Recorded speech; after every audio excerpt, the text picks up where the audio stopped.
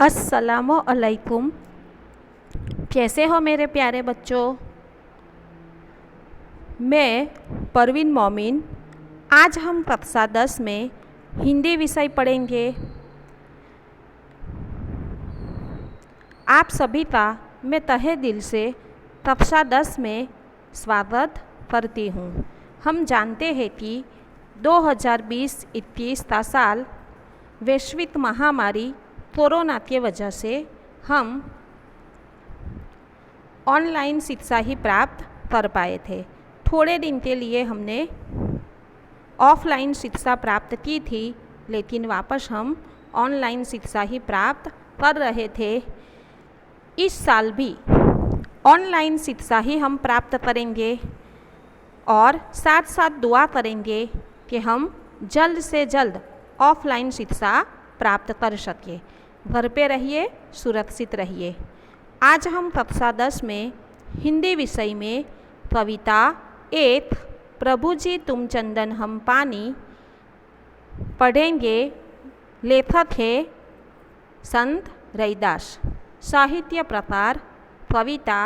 आप सभी को इस वीडियो को अच्छी तरह से देखना है, समझना है, कविता को भी समझना है।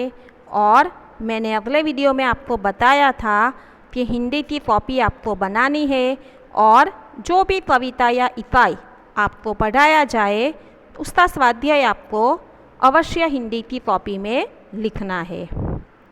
और साथ साथ घर पर रहकर अभी से ही परीक्षा की तैयारी कीजिए, अच्छी तरह से पढ़ाई कीजिए, क्योंकि आप इस साल 10वीं कक्षा में आ चुके हो। यह याद रखिए हमेशा कि आपको अपना एक टारगेट बनाना है और उस पर ध्यान रखना है कि मुझे इस साल परीक्षा में अच्छी तरह से अच्छे गुण प्राप्त करना है।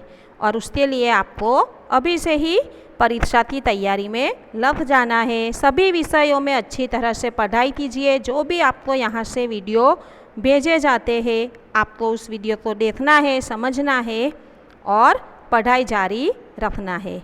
तो आप अपने साथ किताब भी रखिए और इस वीडियो को देखिए मेरे साथ और पढ़ाई कीजिए। सबसे पहले कवि परिचय।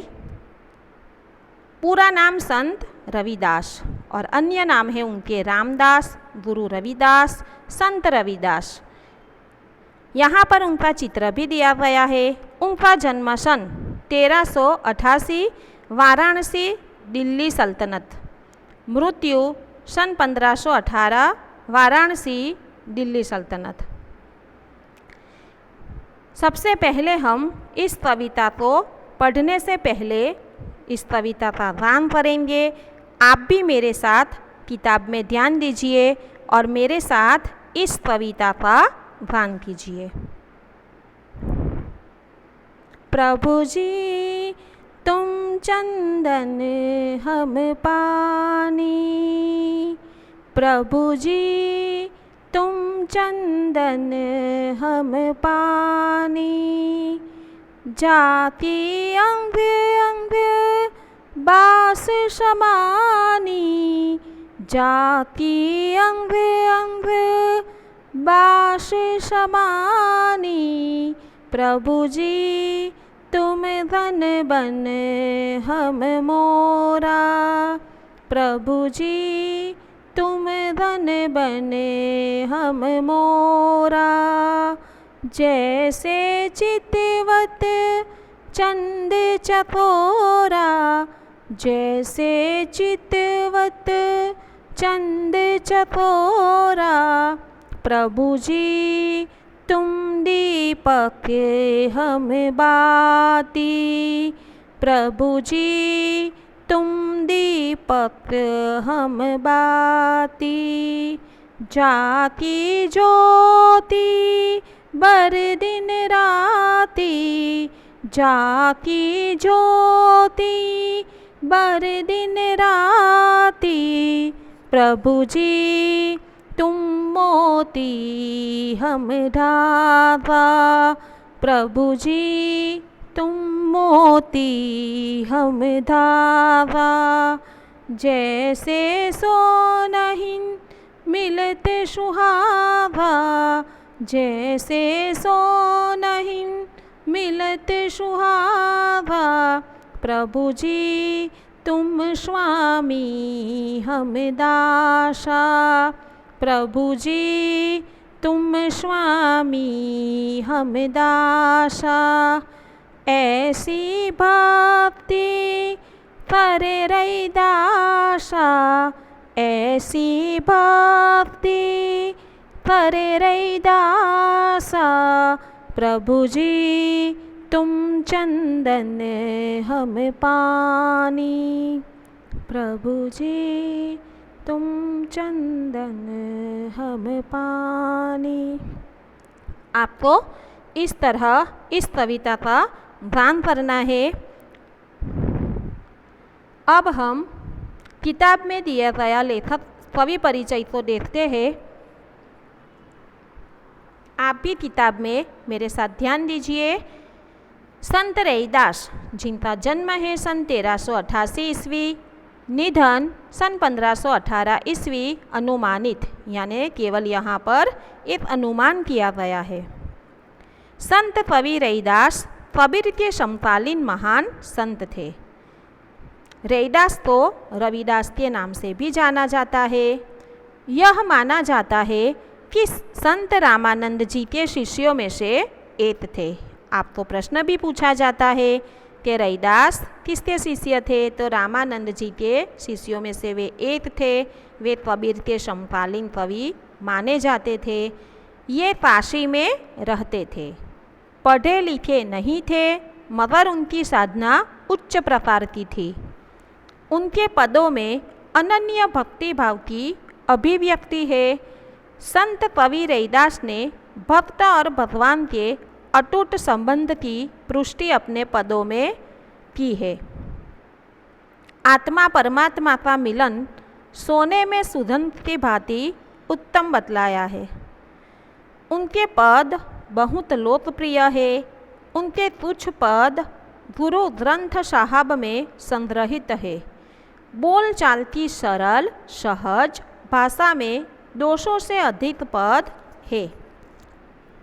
यहाँ संकलित पद में रैदास कहते हैं कि प्रभु जी में हर हाल में आपके निकट रहता हूँ।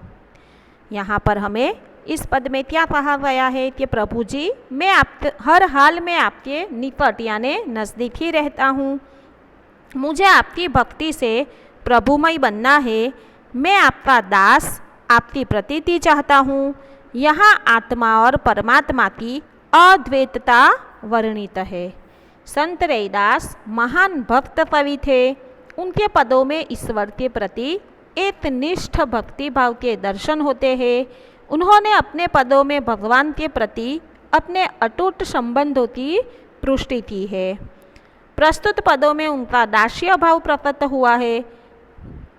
इन पदों में उन्होंने चंदन पानी, बादल मोर, चांद चकोर, दीपक बाती, मोती धागा, सोना सुहागा तथा स्वामी दास जैसे प्रतीकों के माध्यम से अपनी निश्चल भक्ति भावना व्यक्त की है। अब हम पढ़ते हैं आगे। किताब में ध्यान दीजिए। प्रभु जी तुम चंदन हम पानी, जाकी अंग अंग बाश समानी। प्रभु जी तुम धन बन हम मोरा, जैसे चितवत चंद चकोरा। मतलब संत रैदास कहते हैं कि हे प्रभु आपके प्रति मेरा समर्पण भाव चंदन के साथ पानी जैसा है। यहाँ पर चित्र भी दिया गया है आपको चंदन और पानी का। तो चंदन को जब पानी में मिलाते हैं तो उनमें एक सुगंध आ जाती है। चंदन परोपकार का प्रतीक माना जाता है क्योंकि वह खुद घिस जाता है और दूसरों को सुगंध देता है। चंदन का हम लेप भी करते हैं और माथे पर तिलक भी लगाया जाता है। इसी चंदन का तिलक प्रभु के माथे पर भी लगाया जाता है, इसलिए चंदन को पवित्र माना जाता है। तो संत रैदास कहते हैं कि हे प्रभु, आपके प्रति मेरा समर्पण भाव चंदन के साथ पानी जैसा है। चंदन के साथ घिसने पर पानी में भी चंदन की सुगंध व्याप्त हो जाती है। उसी तरह हे प्रभु, आप चंदन हैं तो मैं पानी हूँ। आपकी सुगंध भक्ति भाव के माध्यम से मेरे संपूर्ण शरीर के अंग अंग में व्याप्त हो गई है। यानी मैं आपकी भक्ति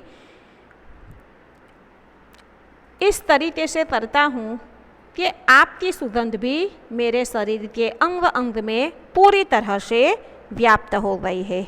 प्रभु जी तुम घन वन हम मोरा। संत रैदास कहते हैं कि हे प्रभु, आप मेरे लिए बादल जैसे हैं।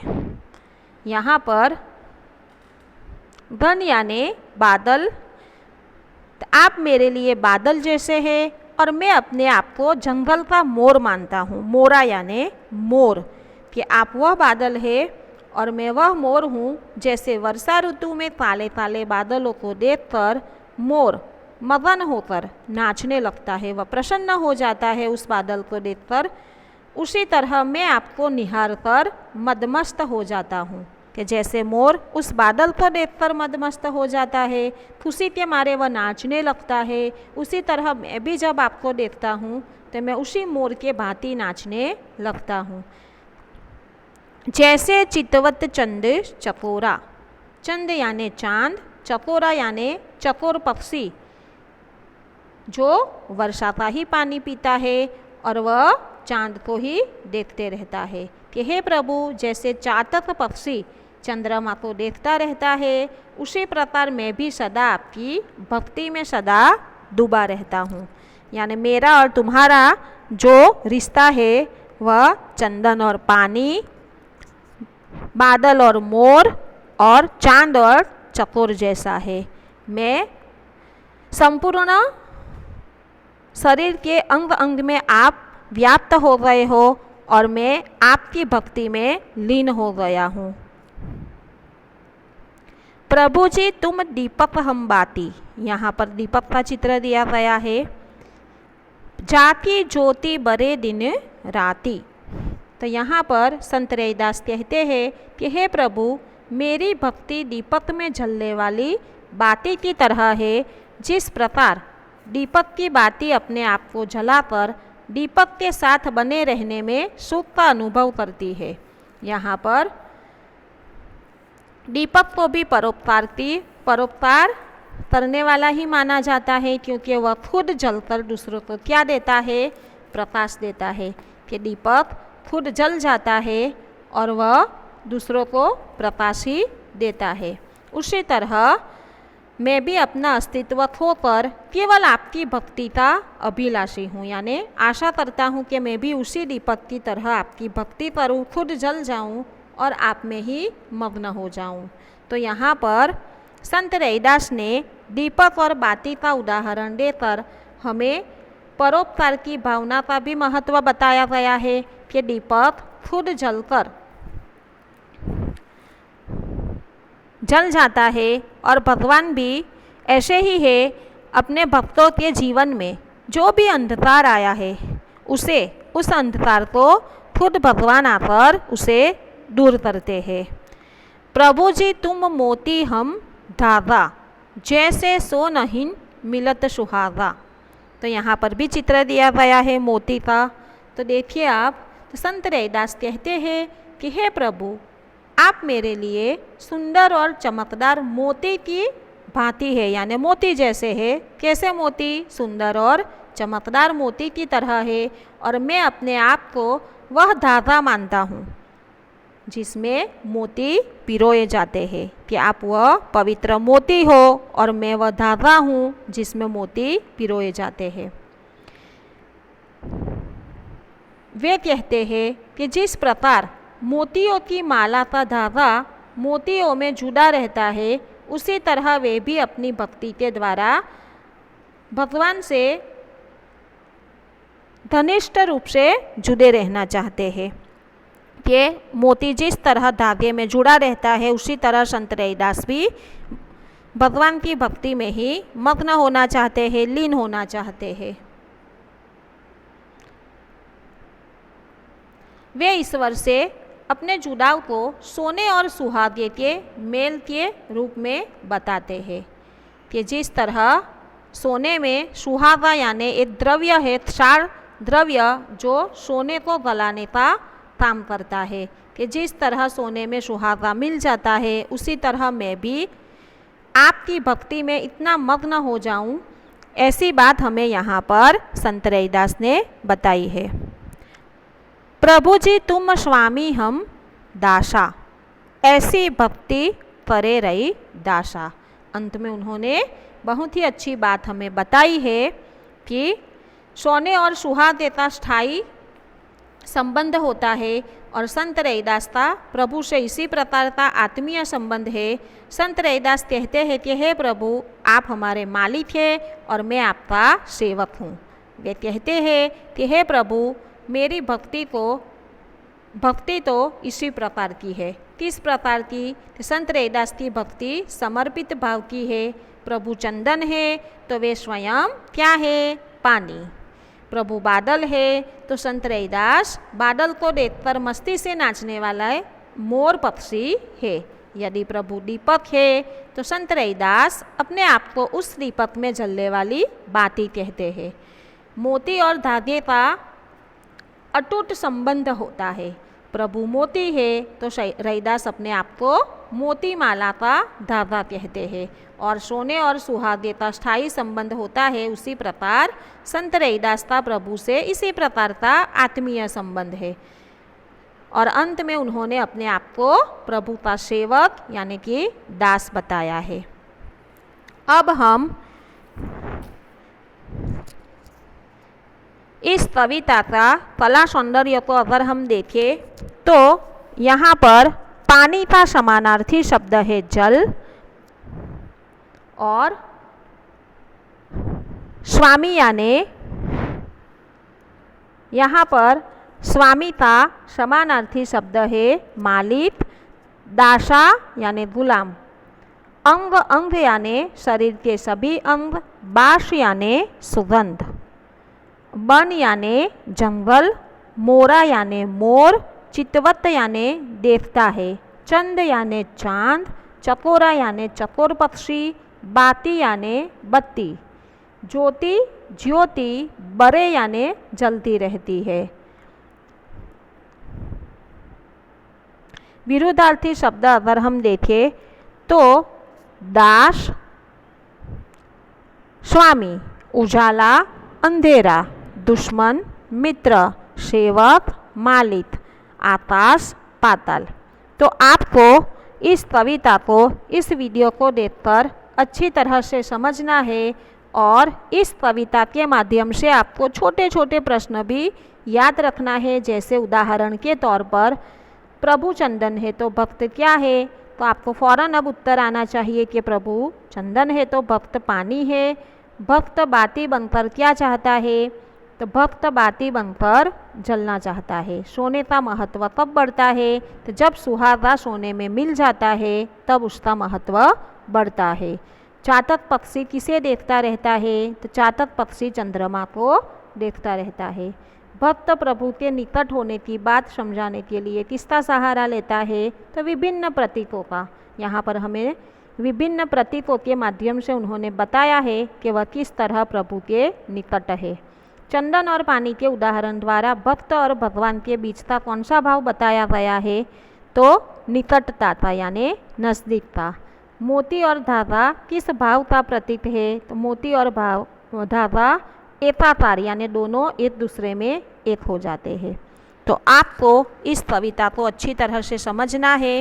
हिंदी की कॉपी में सबसे पहले आपको इस कविता को लिखना है, गान करना है। इसके बाद आपको कविता के नीचे दिए गए शब्दार्थ लिखना है और स्वाध्याय लिखना है।